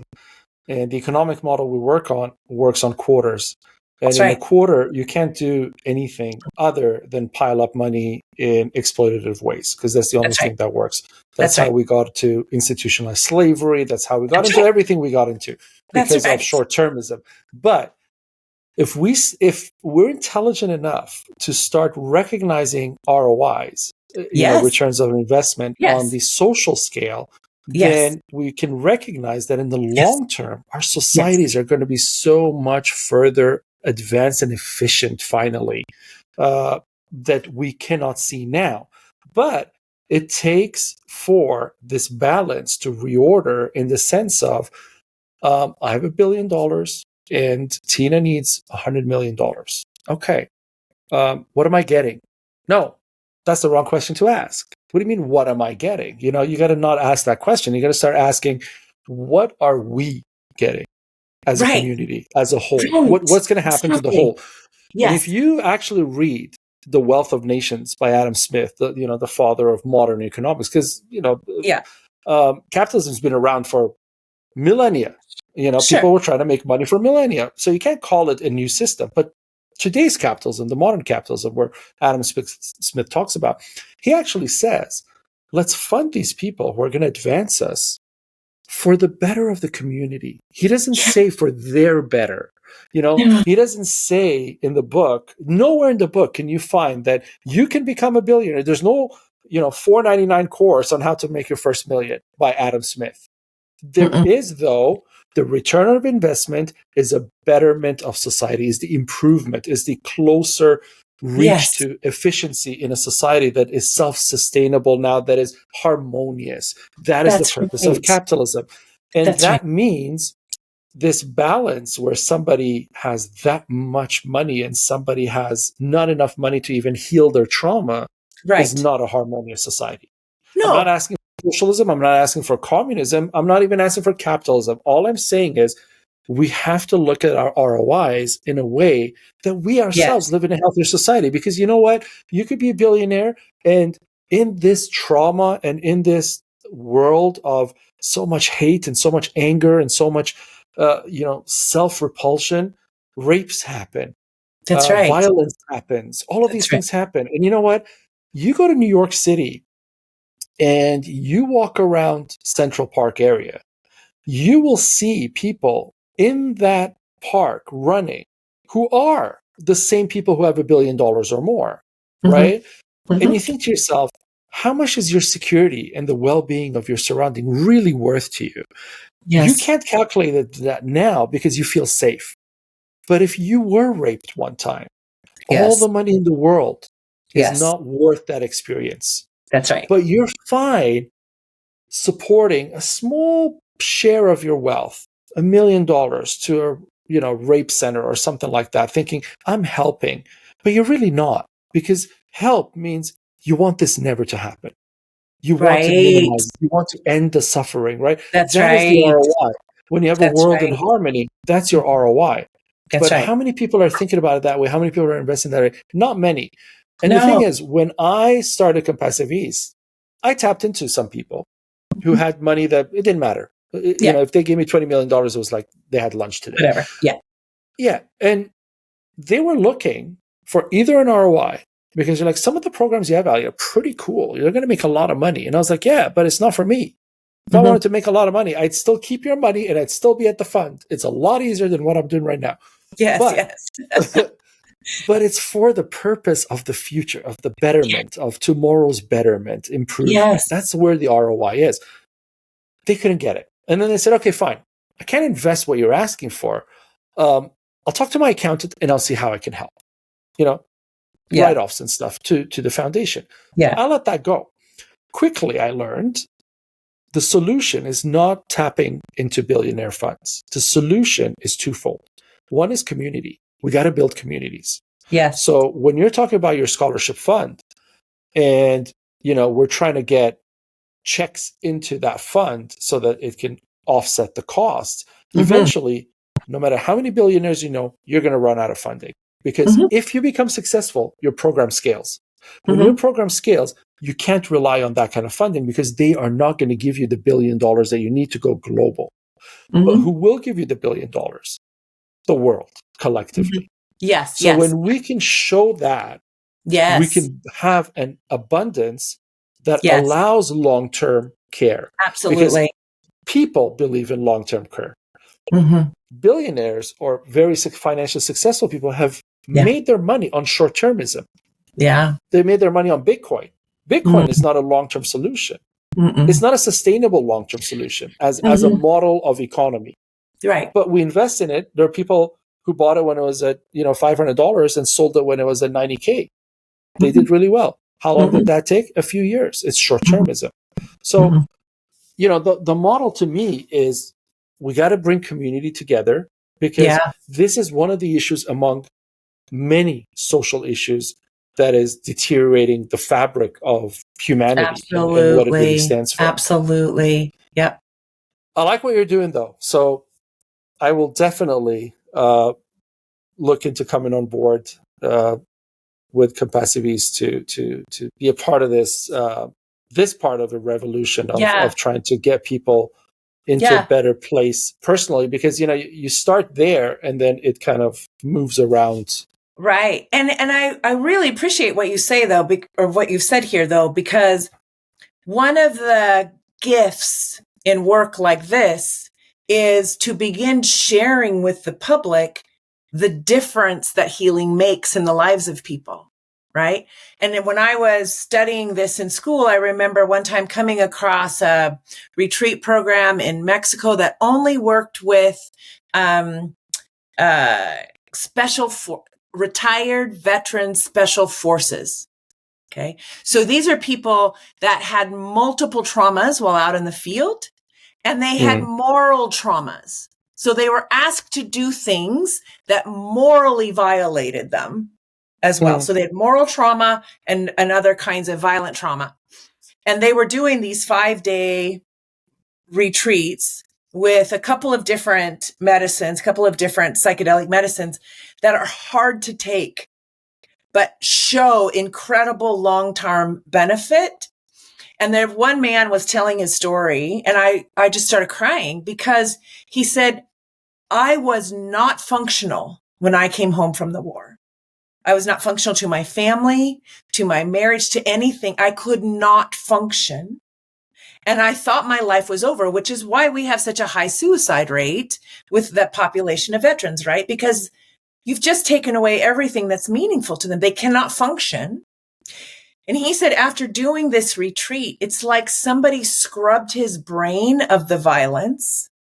And all of a sudden, his brain was back to love, to listen, to bond, to create, to manifest. All these things. He said, I was given a new life. And now his story is all the things he's been doing with this life he was given back. He's so incredibly grateful, and also still this incredibly capable human with this story, right? So I think in time, what we could start to do is have people come on to share their story or record them or put them on a website or something. You can see the difference that letting people heal from trauma makes for all of us. Mm-hmm. All of us. So the intimate out to the community. This is how you build a society of people who care, is by allowing people to be free from their trauma so they can listen to their heart, right? And just provide them what they need to heal and then be free, liberated to go live their life. I don't know what that life is going to look like, but they'll figure it out. You watch people do. I mean, I've been in the world of healing for 40 years now. I know the difference that it can make in people's lives when they're given the opportunity to heal. But like we've said before, so much access to that kind of healing is unaffordable to the average American who needs it the most. It shouldn't be that way. We shouldn't be those kinds of people that are okay with that. No. But that's what turns the economy. So it's got to be that way. When we've built an economy like we have on what we Right. have, It's it dangerous only to benefits provide creators. what you're talking about. Right. And yet, when you look at the billionaires that are in the forefront right now, Are they humans you want to emulate? They are some of the least moral, caring people than you can ever see. They border on evil in the decisions that they're making. So we know that making billions as an individual and an individual mindset does not make you a better human. Mm-hmm. Sharing billions in an ecology of community, in an ecology of relationships, because it's not about you, it's about the community. It's about the relationship. It's around the growth of the all of us. Now that is a different ecology, and that will give you a different result. Mm-hmm. America has been going in the wrong direction since Reagan and the moral majority and we started getting rid of the regulations in media, in the FCC and in banks. We called it family values so we could sell it to the religious right. We called it family values, but it was about growing capitalism and growing corporations and the wealthy. And we now have 1,000% differences between your middle class and your upper, your top. And now we've got exactly where that road always takes you. It always takes you where the United States is right now. But, because we were allowed to lie in our media, as long as you made money for your stockholders, our media became an advertiser beginning in the 80s. We've now had 45 years of disinformation and misinformation that's on a global scale now. We don't look very different than Russia right now. No, not at all. The whole world looks the same right now in that sense. I mean, it's either disinformation, intentionally, Yes. Through censorships and through, dictatorships and all of that, or it's misinformation, which to me is more of a marketing scam that kind of tells you, well, the truth. I didn't say it's not the truth, but I just never lied about it. And I just, legally made sure that my lawyer said this is fine to say on TV, and I went and I said it. Drink Coca-Cola; it's good for you. And we've lived by that, and we're suffering from it now too. Right, and now we want to change. We do want to change. There's enough people who want to change. There's enough power that wants to change. Yeah, and I think there's going to be a lot of chaos in the beginning, because that's just how revolutions happen. Yes, absolutely. Even if you follow the universal model of how a star forms and everything else, there's a lot of chaos and heat and violence before it becomes gorgeous, right? But that's the way it needs to be, and I think we're getting there collectively. So I'm hopeful, and I'm not a pessimist. So I'm always hopeful that we will eventually overcome. I'm going to tell you something now. If you were investing in gold, right? Can you tell me when you would invest in gold? Just as a question.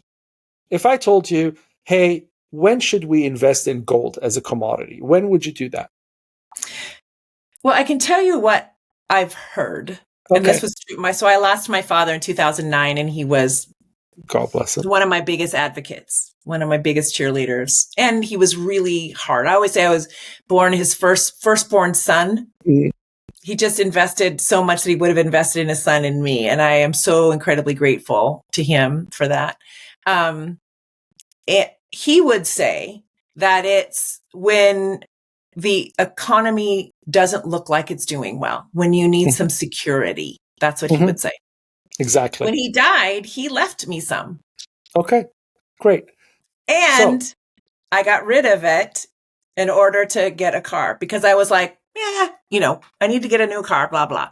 And my husband was just asking me about it. And I said, I already sold it a while back. And he goes, this is interesting because the price is really up. And I said, I think it's because people are really scared now. So going with exactly what you said. Yeah. You ask an average person, when does gold go up?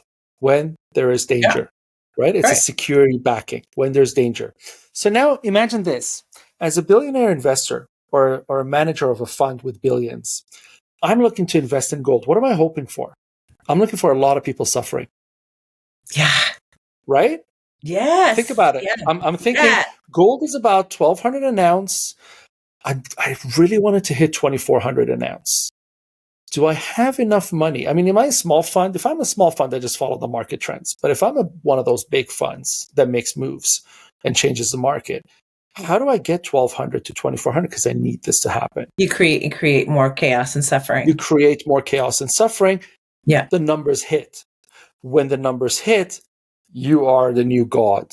You're the new, big person who made the right investment, who shorted the mortgage situation, all of those things. I mean, there are documentaries and series and Netflix specials about people who made a killing in the recession. Oh, yes. Mind you, absolutely. There are people in the thousands who had to tell their children, we have to sleep on the street today because something happened in the economy. And that child's never going to recover from that trauma. But that's fine because Mr. So-and-so over here saw it, called it, bought the insurance for it, boom, made $1 billion off of it. Good for Mr. So-and-so. You read the economy. You're so smart. Let's give you an honorary doctorate in economics from an Ivy League school. Let's do a Netflix on you. But let's never talk about the child who, through no fault of their own, and the parent who is working a hard job, and it's so difficult to just put food on the table. Now go on the street, the bank take the money, sell it to people like myself then, who they were like, hey, Ali, we've got 85 homes in this area. We can dump it to you for this much. Take over the mortgages. Okay, yeah, you know what? I'll make a killing off of it in 3 years. Absolutely. Mind you, in 3 years, they doubled in price. Yes. And did make killings, the people who are investing and had those funds, right? So that's how we live. When you become a billionaire, you got to accept all of those. You got to look at Sudan and be like, it's so sad. Let's write them a check and make a little, call our media department, tell them to do a little story about how we gave them $1 million and build a well for them and all of that. Meanwhile, we can't afford to have peace there because you know what? I'm making a killing off of that war. That's right. So that's how we live. I know.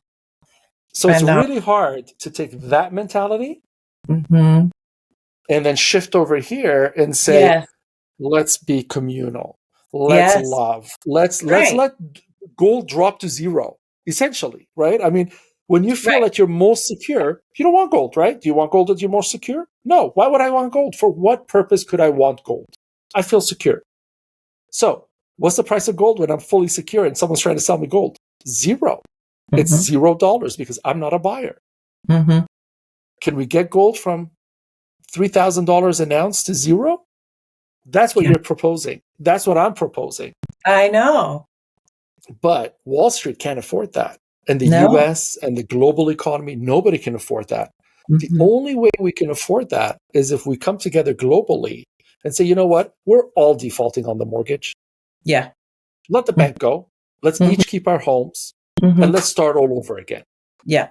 And that's what you're proposing internally. Yes. Let the past go and rebirth yourself. Yes. Yeah. Right? I appreciate you explaining it that way because it gets at what we're asking of people. It gets at how hard this is without condemning. No. Yes, it's that hard. It is hard. You know what I normally say? This is what I say. I say, Tina, imagine you and I decided to go on a 6-month vacation around the world and drink and party and have burgers and McDonald's every day. We come back after 6 months, go to the doctor. Doctor says, Ali, Tina, you guys are dying. You need to change right away. We're like, oh my God. Okay, fine. We're like, okay, from tomorrow, we're changing. Now we're going back to healthy food and we're going to exercise. Do you know how hard it's going to be for the two of us at 300 pounds to hit the treadmill? Our knees are going to hurt. We're going to be in a lot of suffering. It's going to take about 2 years to recover from that 6 months of craziness, right? But if we don't do that recovery, we are going to die. Right. But if we do that recovery, there will be a period of suffering because we just went crazy for at least 2 centuries now. Talking about the US, 2 centuries, we went psychotic. Now we want to heal it in a day, and people are just used to these quick fixes and, one pill fixes Ozempic. No. Yes, you can't do it that way. You can't do it that way. You need to actually put in effort. And people are so not for the effort anymore because everything comes just so, immediate gratification. There's no concept of delayed gratification anymore, which used to be in the historical writing of a lot of philosophers. Today, everything's instant, like the microwave, instant, everything. So it becomes very hard. But I think the catch is here. If you can show people that it works, and if you can show people that it's a truth, I think they will come. Yeah. I think they will Because I come for the think there change. is something, if they're listening in here, there's something that echoes that says, yes, this is right. This is good. This is loving, or this is, I mean, it hits something deep inside. Again, visceral feeling. It is a knowing inside your body that something's right. What is one advice you want to give to everybody listening?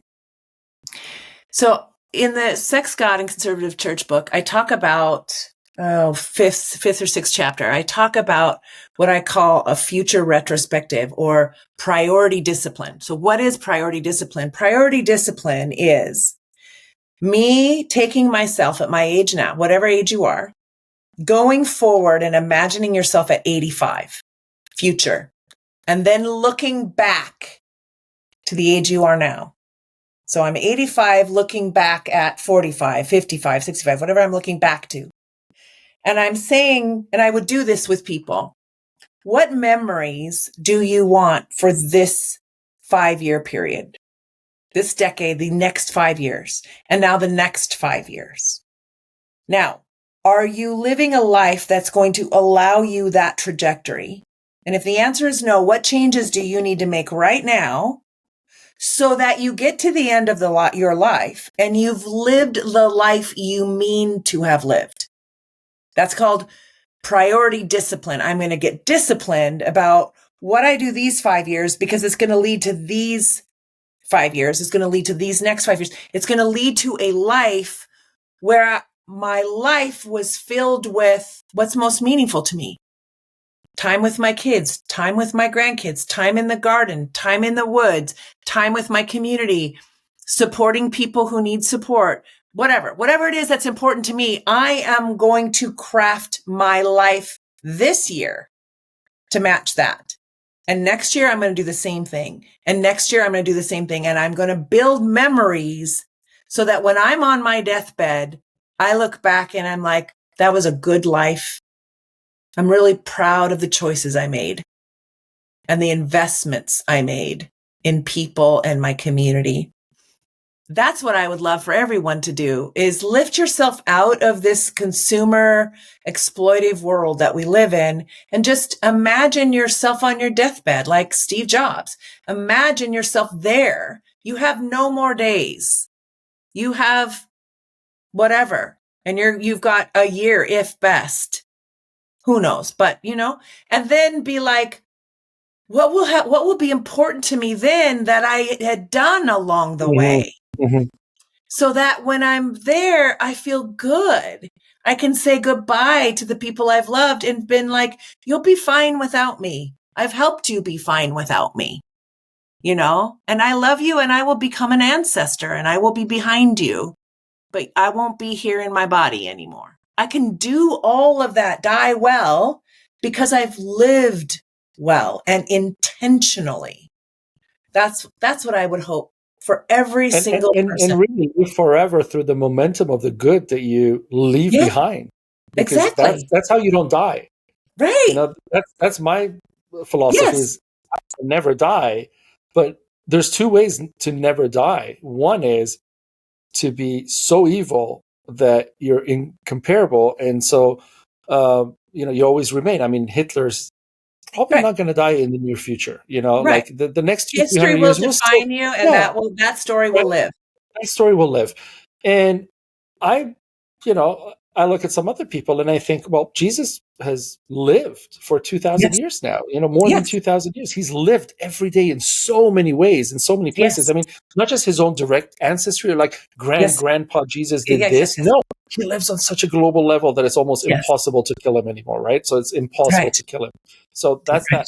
But I also want to say this discipline model works when you think, because you're thinking with your current mind. You're positioning yourself when you're 85, but you're thinking with the current mind that you're in. And if that current mind is not in the right space, and you think, I'm on my deathbed, I'm 85, I'm dying, what do I want my 40 to 50 to look like? Well, I want it to be with all these toys, a Lamborghini, blah, blah, blah, all these things, right? Because you're in that consumer mentality. I mean, success to you or happiness to you is the big house in the most expensive neighborhood in your city, a few sports cars, a big family, all the things that society teaches you to have today, and a couple of affairs on the side. So Yeah. those things, I would say that you're not really putting yourself on your deathbed. right? But if you're not able to see beyond that, I mean, you first need to come out of that before you can see what matters on your deathbed. I didn't see, because or when go. Well, I was going to say, or go spend time with people that are dying. Like, go see what dying is about. That's what I'm saying. You need to step out of where you are first, because if you ask me this question when I was 30, I would have gone to 85, come back to you, and given you a very quick answer, because I knew exactly what I wanted when I was 30. I knew the color of the car, the door style of my house, everything. And you know what? It manifested. And I kept that with me, because what you really want happens. And so it manifested. And I just want to tell people, like you said, you need to put yourself in a place where you can see what matters to an 85-year-old in retrospect, and come back and say, okay, I saw the retrospect, and now I'm going to do all the right things. Yes. Amazing speaking with you. You're so aligned to Compassiviste values and virtues, and it's amazing to see people like yourself who have so much experience, in living matters. Who, I'm not a doctor. You're a doctor. You do all the research. You speak with all those people. But I love when I come from a place of, this is what I imagine. We need the community. We need to change. We need to leave this today's capitalism that we have. We need to be more compassionate, all those things. Yes. And then comes a doctor and says, I validate what you say. That's right. It makes me feel like, great, I'm on the right path, right? You're listening well. Yes. Yeah, that's what I'm saying. It empowers me. And that's what I really want it to happen to people. I want that to happen to people, because then you feel so empowered to continue on your mission. So thank you, Dr. Tina. Thank you. Schermer, super fun. Yes, it was. And I'm sure we'll have you here again to talk about more issues and more therapy.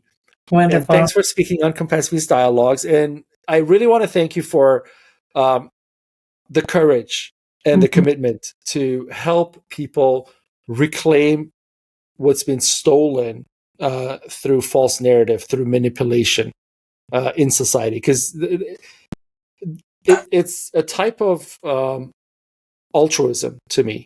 You're putting yourself in a vulnerable place, telling people that the pillars of our society are liars.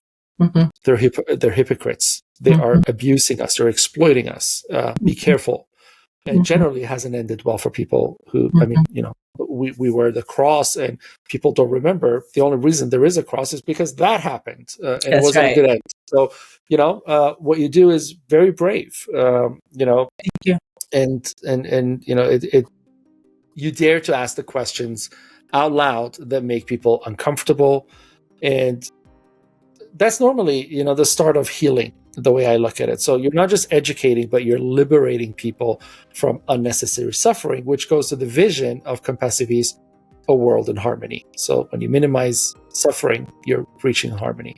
To our audience, thank you for listening. Subscribe to Compassiviste Dialogues so I can bring you lovely people like Dr. Tina Schermer Sellers.